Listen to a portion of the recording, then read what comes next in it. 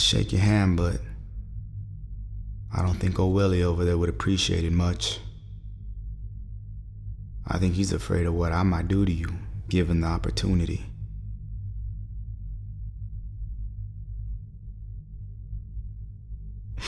That's a joke.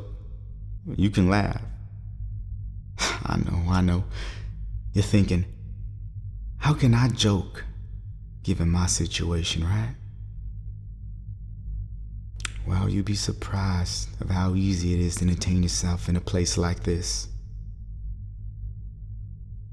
So, Mrs. Luna. Right. So the warden tells me you've graciously asked for a one-on-one with me?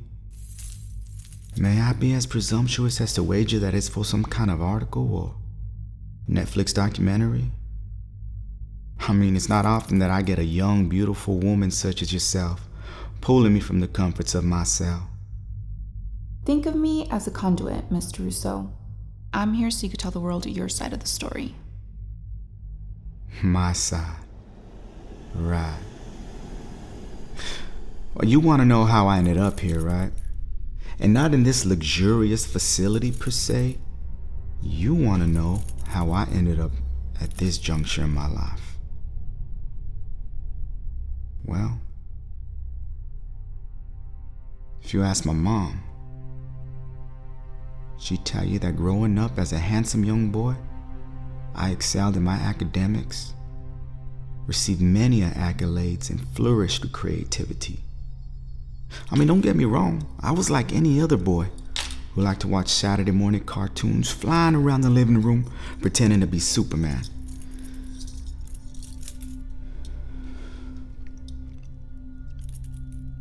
But I was also odd. I mean, I never wanted to be around anyone other than my mom or my pet dog Bruno.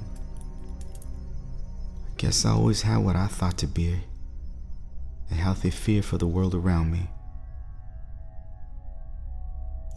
And because she can also be a self-righteous cunt, I'm sure my mom would tell you that she always knew I'd end up in a place like this. She'd probably also tell you about how I used to take my baby sister's Barbies and a pair of scissors, and I would meticulously cut all 20 fingers and toes and stash it in a matchbox underneath my pillow for safekeep. Or she'd probably tell you how when I was 8, she caught me face deep in a pair of my babysitter's soiled underwear. God, I can still smell that seasoned cotton.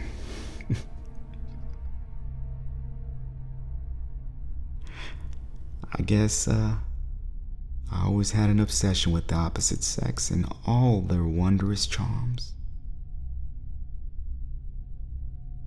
But that's why you're here, right? To hear me say these things? So that you can make sense of the world and all those horrible things I did to those innocent women.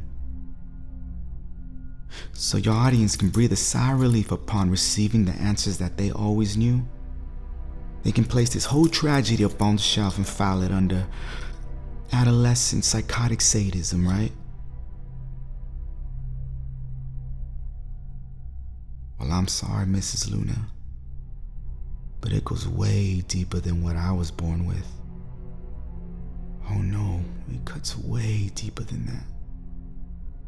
You see, it digs into the meat of society's evil eye and makes them see things that they'd rather be blind to, pulls their eyelids wide open and sits them right in front of the mirror. But still, they'd rather throw us in a cage and separate themselves from us.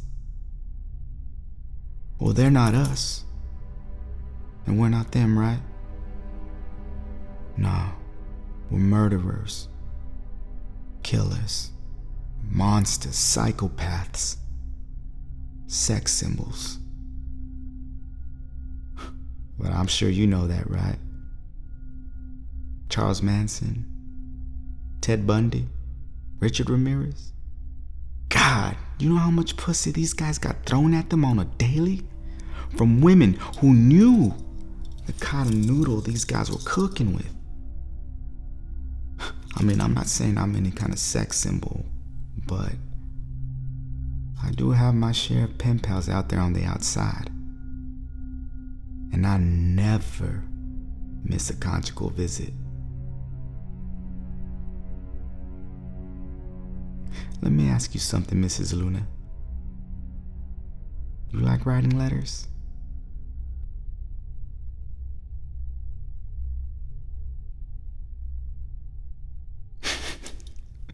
That's a joke. You can laugh. Look, it's like I said earlier. In here, you can make light of the situation or let the situation make light of you. You always have a choice.